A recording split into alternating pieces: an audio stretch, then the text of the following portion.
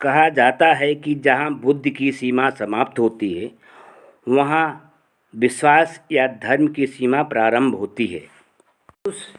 जब विद्या या बुद्धि के द्वारा किसी बात को समझने में अपने आप को असमर्थ पाता है तब वहाँ विश्वास या धर्म का दामन पकड़ता है। देखिए, विद्या या शिक्षा की सार्थकता तभी है जब इसका प्रयोग विवेक बुद्धि द्वारा किया जाए। जहाँ तक बुद्धि का क्षेत्र है वहाँ बुद्धि को तलाक देकर धर्म या विश्वास का सहारा लेना खतरे से खाली नहीं है, क्योंकि बुद्धि विरुद्ध विश्वास वास्तविक विश्वास नहीं है। बहुधा यह सुना जाता है कि विश्वास की बड़ी शक्ति होती है और पूरे विश्वास के साथ कोई कार्य करने से वह सफल हो जाता है।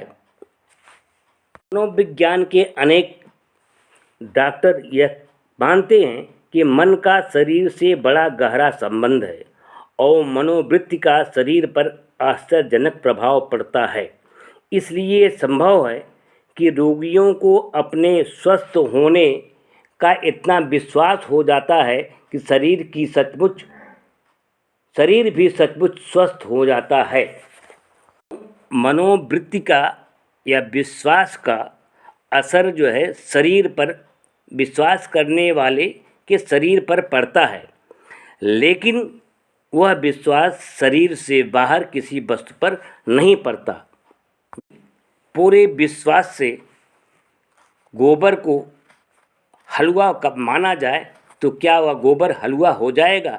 कतई नहीं। कितना भी विश्वास कीजिए, कैसा भी विश्वास कीजिए, वह गोबर हलवा नहीं हो सकता, क्योंकि मन का विश्वास करने वाले के शरीर पर पड़ता है, बाह्य वस्तुओं पर उसका असर नहीं पड़ता है। इस विश्वास का दुष्परिणाम बहुत भयंकर हो सकते हैं। यदि रोगीगण अपने उचित इलाज की उपेक्षा करके केवल चमत्कारों के पीछे दौड़ने लगे तो एकाध को लाभ भले ही हो जाए, अनेक को हानि होगी। फिर यह भी कैसे मालूम हो कि कौन सा तथाकथित चमत्कार सत्य है और कौन सा जो है झूठा, क्योंकि चमत्कार के दावे अनेक हैं और लोग बहुत आसानी से इन दावों के प्रभाव में आ जाते हैं। जब किसी को अपेंडिक्स का रोग बढ़ जाए तो डॉक्टर उसे तुरंत शल्य चिकित्सा करवाने को कहते हैं, पर वह कहता है कि मैं अमुक जल पीकर अमुक सिद्ध के हाथ से राख लेकर ठीक होने में ही विश्वास करता हूँ, तो क्या उसका वह अपेंडिक्स रोग ठीक हो जाएगा? नहीं। यदि कोई कहे कि मैं पूरे विश्वास, क्या दूध बन जाएगी? बहुधा यह तर्क सुनने में आता है कि हम किसी बात का विश्वास करते हैं तो हर्ज क्या है, किसी दूसरे को विश्वास करने को बाध्य तो नहीं करते। नहीं दोस्तों, हर्ज बहुत है। पहला हर्ज तो यह है, बुद्धि सिद्ध बात के अतिरिक्त अन्य बातों पर विश्वास करने से मनुष्य वास्तविकता से दूर हो जाता है, वास्तविक बात जानने की संभावना खत्म हो जाती है।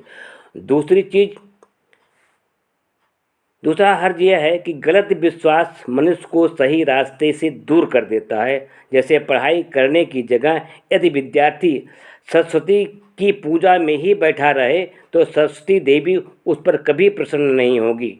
उद्यम करने की जगह मनुष्य यदि यही विश्वास करे कि ईश्वर अपने आप देंगे, निठल्ला बैठ जाए तो ईश्वर उसको कुछ देंगे, इसमें पूरा संदेह है। तीसरा हर्ज है कि गलत विश्वास मनुष्य को बुरे कर्म की तरफ प्रवृत्त करते हैं।